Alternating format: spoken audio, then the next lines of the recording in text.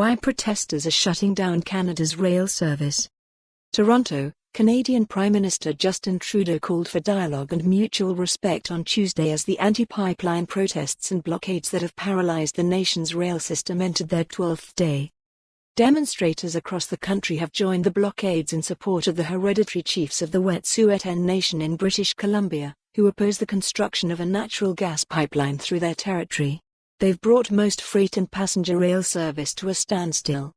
"We are not asking that you stop standing up for your communities, your rights and for what you believe," Trudeau said during a speech in Parliament that was interrupted by heckling. "We only ask that you be willing to work with the federal government as a partner in finding solutions." Underlying the pipeline dispute are long-standing questions over land title, and who speaks for Canada's Indigenous people. Related. Trudeau urges patience, warns against force in rail protests.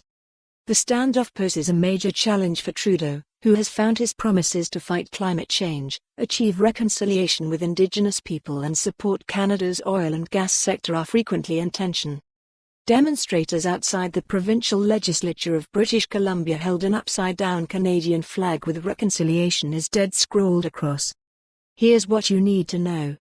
Q. How did the protests start? A. The dispute centers on the $4.6 billion Coastal GasLink pipeline, which will carry natural gas from northeastern British Columbia to a $30 billion liquefied natural gas terminal on the province's coast. The protests began on February 6, after the Royal Canadian Mounted Police began enforcing an injunction against people in Wet'suwet'en territory who were allegedly impeding access to the construction site. Over several days, officers dismantled the camps and arrested dozens of people. Photos and videos circulated online show RCMP officers dressed in tactical gear and armed with rifles. In one video, an officer appears to have his weapon fixed in one man's direction. The man yells, "Take your gun off of me." Solidarity protests quickly spread across Canada. Demonstrators have blocked ports, rail crossing and intersections, staged sit-ins in lawmakers' offices, shut down 2 bridges to the United States and disrupted Amtrak service from Bellingham, Washington, to Vancouver.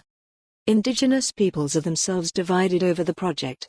Coastal GasLink has signed agreements with all 20 of the elected Indigenous band councils along the 416-mile pipeline route, including 5 Wet'suwet'en band councils. But Wet'suwet'en hereditary chiefs, who assert control over some 8,500 square miles that includes the pipeline route, oppose the project. Q. For more on this story, visit the news article link.